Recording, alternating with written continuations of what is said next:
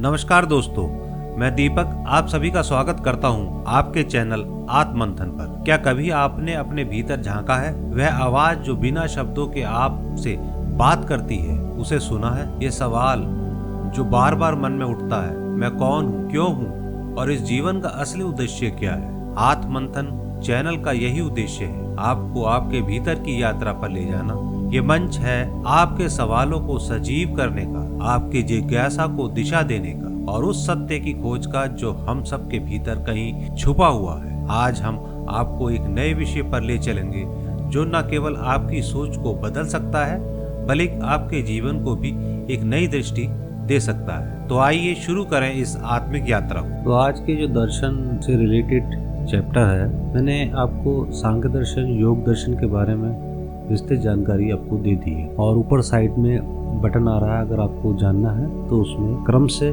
सांख्य और योग दर्शन के बारे में जानकारी दे रखी है। आज जिस दर्शन के बारे में हम जानेंगे उस दर्शन का नाम है वैश्विक दर्शन। वैश्विक दर्शन जो है वो प्राचीन भारतीय दर्शन का एक प्रमुख अंग है, जिसे महर्षि कणाद द्वारा स्थापित किया गया और ये माना जाता है कि ये लगभग 6ठी शताब्दी में ईसा से पूर्व इसका रचना की गई। ये दर्शन पदार्थ यानी कि मैटर और गुण यानी कि क्वालिटीज के अध्ययन पर आधारित है। वैश्विक दर्शन जिस विशेष रूप से भौतिक संसार, पदार्थों की प्रकृति और उनके पारस्परिक संबंधों की वैज्ञानिक दृष्टि से व्याख्या करता है। बहुत से लोग जो कहते हैं कि जो विज्ञान जब उसको प्रमाणित कर देता है तो वेदांत वाले या अध्यात्म वाले आके लेके आ जाते हैं अपनी किताबें या अपने रेफरेंस को लेकर आ जाते हैं कि इसमें तो पहले से लिखा हुआ है। लेकिन आपको ये चीज समझनी चाहिए कि हमारे जो दर्शन है उनमें इतना गूढ़ रहस्य छिपा हुआ है। यदि उस पर रिसर्च की जाए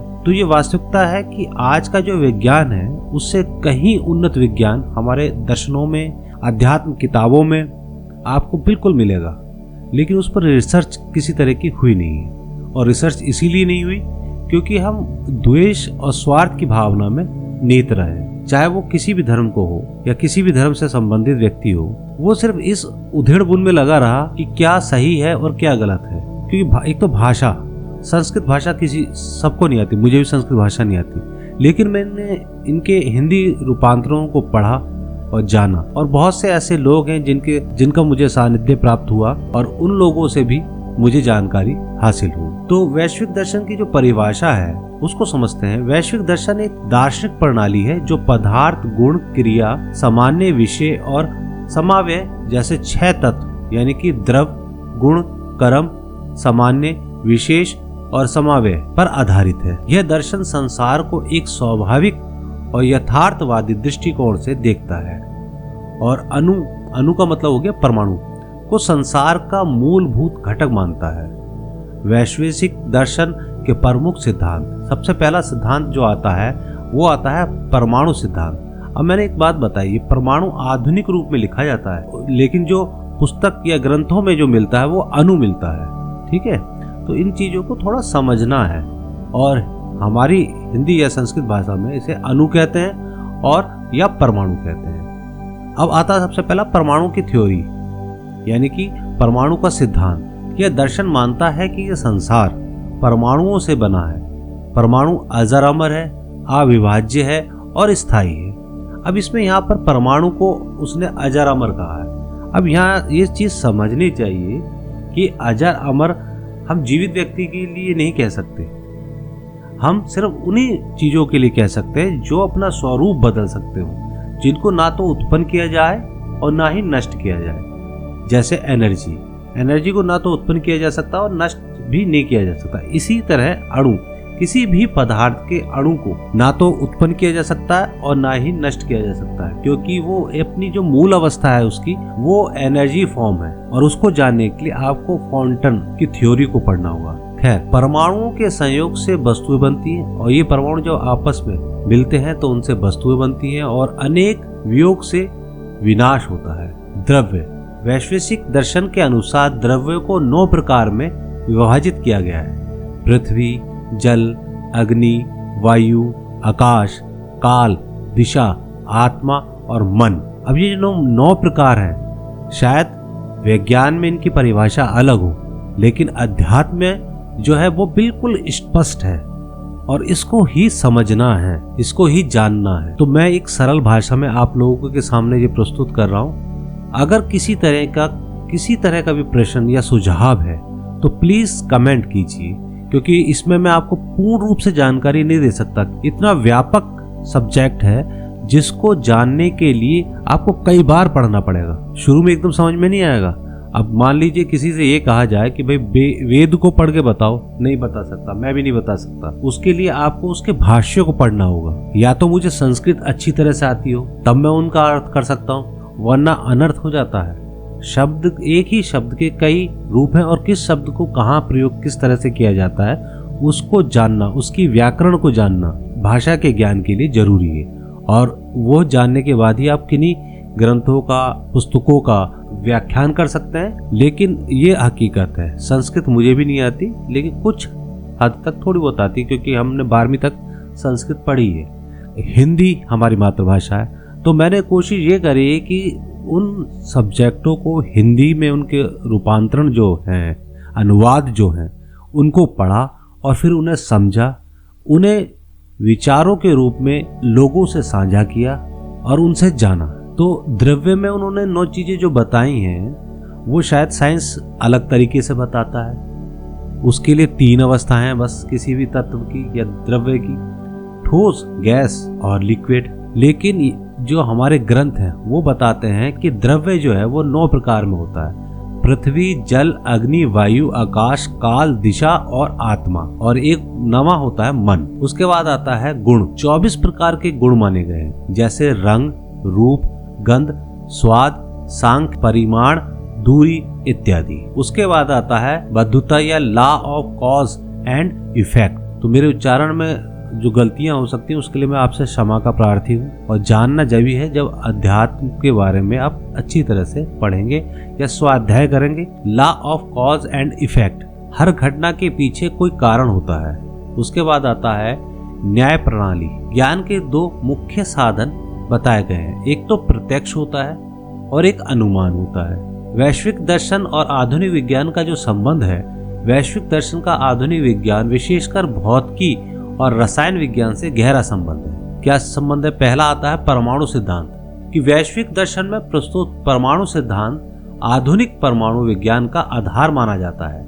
आज के विज्ञान ने यह स्वीकार किया कि पदार्थ परमाणुओं से बने होते हैं। कारण परिणाम का नियम। वैशेषिक दर्शन का यह सिद्धांत न्यूटन की गति के नियमों और थर्मोडायनामिक्स के नियम के आधार पर है। गुण और द्रव्य। पदार्थ के गुण क्रियाएं जैसे गंध, रूप और स्वाद आज के रसायन विज्ञान में तत्वों और यौगिकों के भौतिक और रासायनिक गुणों के अध्ययन से मेल खाता है। उसके बाद आता है 5 महाभूत और प्रकृति के तत्व। वैश्विक दर्शन के 5 महाभूत पृथ्वी, जल, अग्नि, वायु और आकाश को आधुनिक पर्यावरण विज्ञान और पदार्थ विज्ञान के सैद्धांतिक आधार से जोड़ा जा सकता है। उसके बाद आता है चेतना और आत्मा।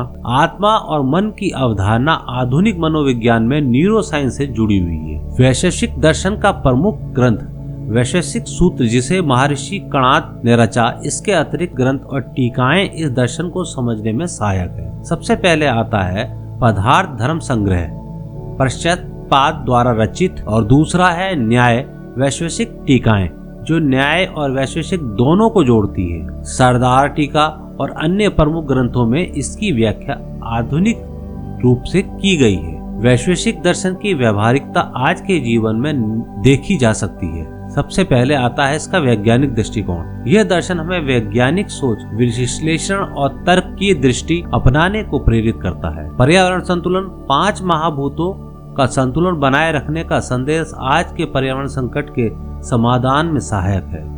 नैतिक और कर्म सिद्धांत। वैशेषिक दर्शन कर्म और परिणाम की व्याख्या करता है, जो व्यक्तिगत और सामाजिक जीवन में जिम्मेदारियों की भावनाओं को बढ़ाता है। मनोविज्ञान और आत्मज्ञान। आत्मा और मन की खोज आधुनिक मानसिक स्वास्थ्य के लिए बहुत आवश्यक है। वैशेषिक दर्शन भौतिक और आध्यात्मिक दोनों दृष्टिकोणों को संतुलित करता है। यह प्रकृति और विज्ञान के गूढ़ रहस्यों को समझाने का एक गहन माध्यम है। इसकी शिक्षाएं आज के वैज्ञानिक युग में भी उतनी ही प्रासंगिक है जितनी प्राचीन काल में थी। इसके अध्ययन से हम न केवल संसार के भौतिक तत्व को समझ सकते हैं, बल्कि जीवन में गूढ़ अर्थों को भी जाना जा सकता है। वैशेषिक दर्शन के जो सिद्धांत हैं वो है परमाणुओं से बना ये संसार, परमाणु ही हर वस्तु की मूल इकाई है। इन परमाणुओं को अखंड माना जाता है और इनके विभिन्न संयोजन से ही सभी पदार्थ उत्पन्न होते हैं। इस दर्शन के अनुसार परमाणु की विशेष संरचना और उनके गुण ही सभी भौतिक वस्तुओं का कारण है। वैशेषिक में मुख्य 6 पदार्थों को मान्यता दी गई है। सबसे पहले द्रव। द्रव से तत्व है जो स्थिर होते हैं और जिनमें गुण होते हैं। इसमें पृथ्वी, जल, अग्नि, वायु, आकाश, काल, दिशा, आत्मा और मन आते हैं। गुण वे तत्व हैं जो किसी पदार्थ के साथ जुड़े होते हैं, जैसे उसे अलग नहीं कर सकते, जैसे रंग, रूप, स्वाद, गंध आदि। कर्म वह क्रिया है जो पदार्थ को गति में लाती है, जैसे चलना, उठना, गिरना, बैठना। समानता की भावना जिससे वस्तु की पहचान होती है, यह किसी भी गुण या वर्ग की अभिन्नता को समझाता है। विशेषता वह तत्व है जो किसी द्रव को अन्य द्रव से अलग बनाती है। समाव्य यह वह संबंध है जिसके एक गुण या कर्म किसी द्रव में जुड़े रहते हैं। वैशेषिक दर्शन मुख्यतः हिंदू धर्म में ही माना जाता है और इसे प्राचीन वैदिक संप्रदायों का हिस्सा माना गया है। वैशेषिक दर्शन का विज्ञान और तर्क के माध्यम से भौतिक तत्व के अस्तित्व को समझने का प्रयास इसे विज्ञान की ओर ले जाता है और इस कारण इसे हिंदू धर्म के साथ ही आधुनिक विज्ञान विचारधारा से भी जोड़कर देखा जा सकता है। अब मैं थोड़ी सी और जानकारी आपको दे देता हूँ कि किसी भी धर्म या किसी भी विचार को समझने के लिए धर्म का चश्मा लगाने की आवश्यकता नहीं है। आप उसको नॉर्मल भी समझ सकते हैं। आप उसको जितना धर्म के चश्मे से देखेंगे उतना वो जटिल होता जाएगा और उसमें आपको त्रुटियां ज्यादा नजर आएंगी, अच्छाइयां कम नजर आएंगी। तो मेरा आपसे निवेदन यही है कि कृपया आंखों से उन धर्म के चश्मे को और उस अज्ञानता के चश्मे को उतारिए और उसे जानिए और खोजिए उस सत्य को जो हमारे ऋषियों ने, हमारे महान पुरुषों ने अपने अपने वचनों में और अपने उपदेशों में कहा है। कुछ हद तक मेरा जो मानना है, इन विषयों को अगर रुचिकर बनाया जाए और इन्हें पढ़ा जाए और इन पर रिसर्च की जाए, खोज की जाए, तो शायद हम और ज्यादा उन्नति कर सकते हैं। तो वैश्विक दर्शन पदार्थ और गुणों की प्रवृत्ति पर आधारित एक वैज्ञानिक और दार्शनिक दृष्टिकोण प्रस्तुत करता है। महर्षि कणाद का परमाणु सिद्धांत और पदार्थ के विश्लेषण आधुनिक विज्ञान से मेल खाता है और इसे एक वैज्ञानिक दर्शन के रूप में भी माना जा सकता है। दोनों ही सिद्धांत, चाहे वो वैज्ञानिक सिद्धांत हो या वैश्विक सिद्धांत, दोनों में सिर्फ परमाणु के बारे में बताया है, लेकिन परमाणु से आगे भी है। अब परमाणु से आगे अब लोग वह कहेंगे वेदों में नहीं बताया, उसके लिए आपको सांख्य दर्शन पढ़ना पड़ेगा। सांख्य दर्शन के बाद योग दर्शन पढ़ना पड़ेगा। योग दर्शन के बाद वैश्विक दर्शन दोबारा से पढ़ना पड़ेगा।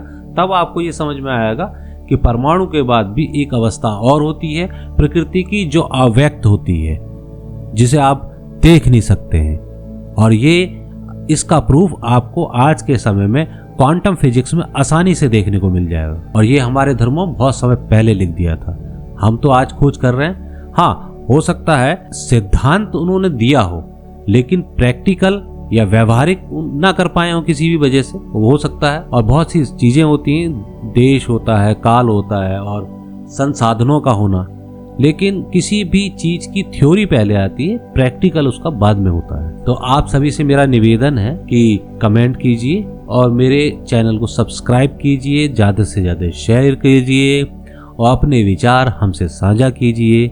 आज के इस एपिसोड को यहीं पर विराम देते हैं। आप सभी का दिन मंगलमय हो, स्वस्थ रहें आप। जय हिंद, नमस्कार, धन्यवाद।